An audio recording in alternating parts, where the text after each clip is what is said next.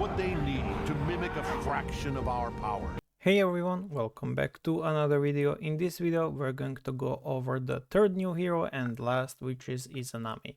Izanami is going to be an ethereal, deviant and a phantom. Phantom is absolutely horrible because we don't really have any phantom ethereals for I don't know what reason apart from one, which is actually just Anubia. So this is actually just the second phantom ethereal. And I can see it being good in the upcoming season if they make more ethereal phantoms, so it's probably a build up to there, or they have tested and found out that she works in some sort of phantom team, which I find hard to believe because actually she could work with, because she allows the CC to the phantoms, but I'm not sure with which phantoms. Perhaps we could have phantoms with Narissa. And then Narissa, because she hits all enemy team, basically she should be able to actually freeze them on top of that. So I don't believe that devs unintentionally just randomly throw synergies. Obviously there are some testings, and as I said, it could be one of the two reasons, and one being the future investment, so they plan to release more phantom materials in the future, or that they have found a way to use her in the phantom lineups with some of the newer heroes or something, which we will have to test and see later on.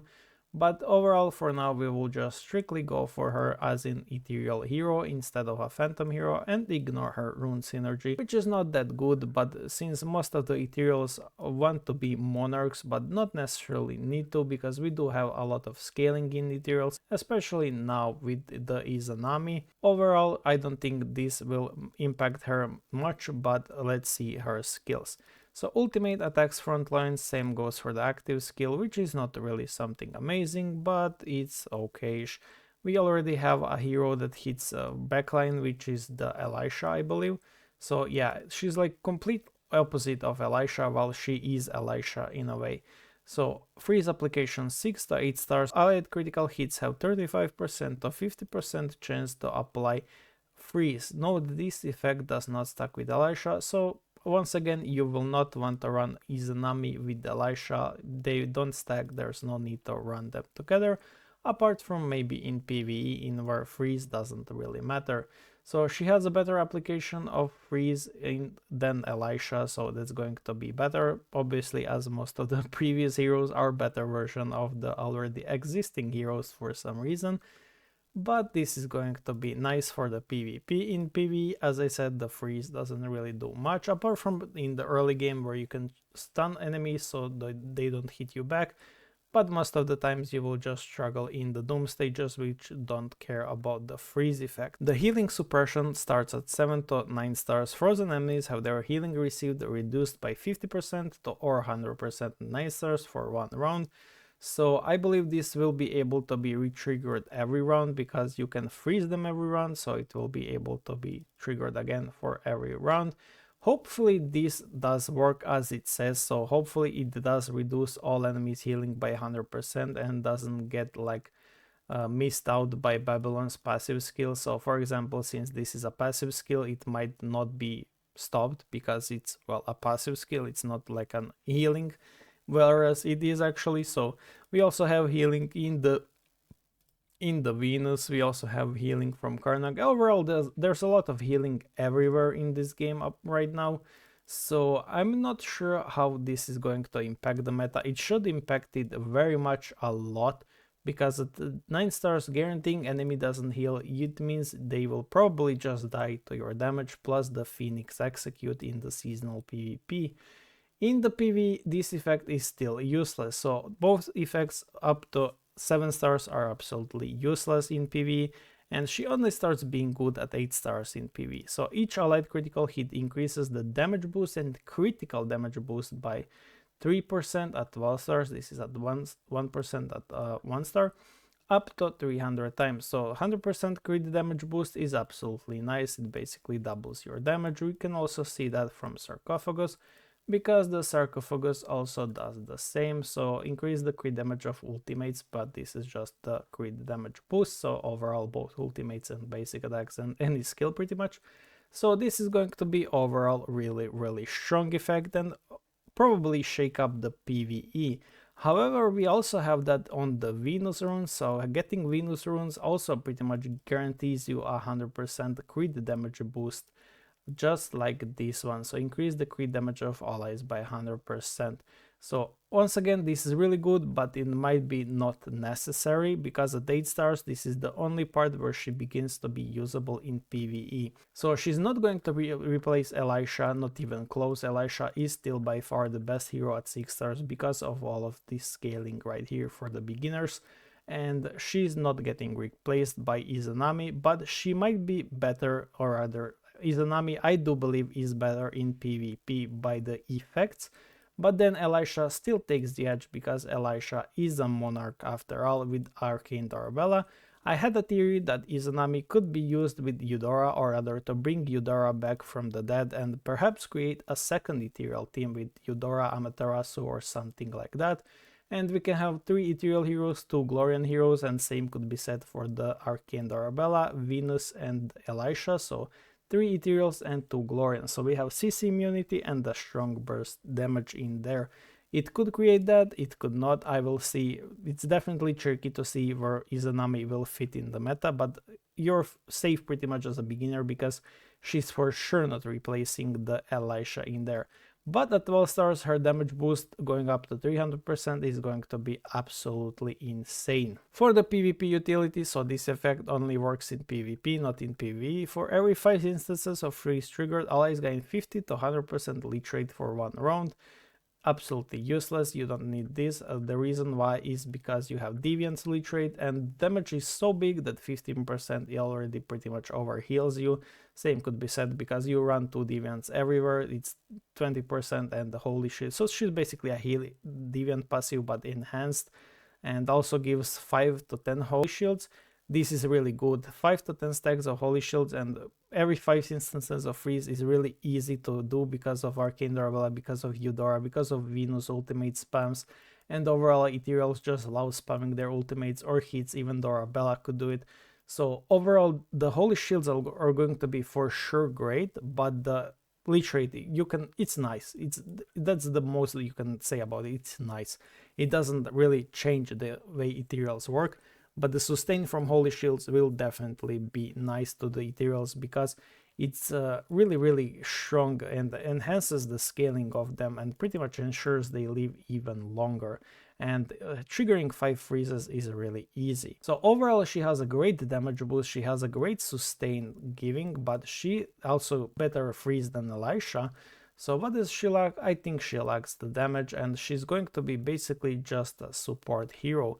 Her runes are absolutely amazing, but the issue with her runes is they're already kind of implemented in the game. So each critical hit dispels 1, 3 or 5 stacks from debuffs, and we already know this exists right here, so you can go up above, and this is where ethereals are pretty much just their own synergy. So this is what it says. After landing at a critical hit, there is a 50% chance to dispel 5 stacks of the buffs on the target, so it's absolutely the same, and it will be good, it will be nice, but I don't think it will be necessary. You will still want her legendary runes in my opinion, and this is assuming that this can dispel some of the bigger buffs, some of the amazing buffs, for example some of the Lucifer stat steals it can dispel. Hopefully it can dispel the freeze effects, and hopefully it can dispel like Primordial's Argadina's survival, but that would be too crucial and too important.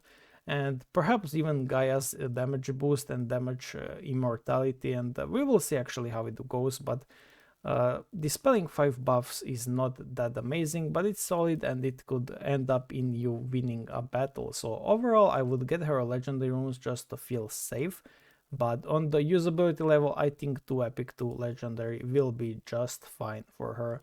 So overall I do think Izanami is going to be like a better version of Elisha for the PvP, but then again they are not really the same hero, even though they have the same mechanics, but they kind of do the different purposes. One boosts your sustain, the other boosts your HP, the other boosts your damage, the other boosts also damage, so they kind of do same things but in a different level, and Elisha does hold the edge because of being a monarch. But nonetheless, I think this damage boost right here for the PvE is going to be better than Elisha's, assuming you have a way to gain these stats that Elisha gives. which is attack and HP. And if you don't, then you're kind of screwed, because you will also still end up using Elisha. HP reduction is going to be crucial for the PvP battles, as I said, especially against Dooms, perhaps even Ethereals. Valiantors also do heal from their synergy. Mystifers do as well, but I don't think it will work against Mystifers, because it does trigger at the start of the battle, and you can't really apply this at the start of the battle. So unless the frozen enemies, because the freeze effect lasts for multiple rounds, and if the game trigger is this as already frozen, then it could, but if it doesn't, it won't be really irrelevant against Mystifers, but rather more against Dooms. And then there are other heals such as Primordial's Arcdina passive, so Ying Zheng also has amazing heals, and overall this effect at 9 stars is going to be pretty big for PvP if it works as promised, but if it doesn't, like most healing bans in this game do, then you shouldn't be too worried about your Babylon. So hopefully I have covered everything there is about the new heroes. I don't think I have missed a lot, but I would like to comment on this part right here. Maybe I forgot about Izanami, but I do believe that this effect right here has to be tested, because after an enemy takes action, if an ally is affected by a control, I'm not sure what this refers to. Could be the ally that is getting targeted, could be any random ally. So this effect right here has to be tested, because it could be either amazingly good and unbalanced, or it could be absolutely useless. So Izanami, but she still remains only a PvP hero that you shouldn't worry about if you are not set for the PvE, for beating Rift Odyssey and other levels. But for the overall, I do believe that the Asmodeus is going to be actually big for the PvE, because how big Gaia is, Asmodeus is just going to be better, especially with the crit chance on the Gorod, and especially if it works with Ethereals. So overall, I think Asmodeus and the Izanami hold the ground for the overall best heroes, but the PvP best hero I believe will be Susanoo, followed by Izanami, and perhaps then Asmodeus can fit in, but I suspect this season heroes will be similar to the previous season, so similar to the Loki, Gaia, and every other hero we got in this season. So they're pretty much going to be nice heroes to have, but not mandatory. So as you can see, I have both Loki and the Death Knight at 10 stars. They are not game breaking, they are not changing, they're cool to use, they're pretty unique and niche, but they don't really contribute a lot to the team, unlike Hera.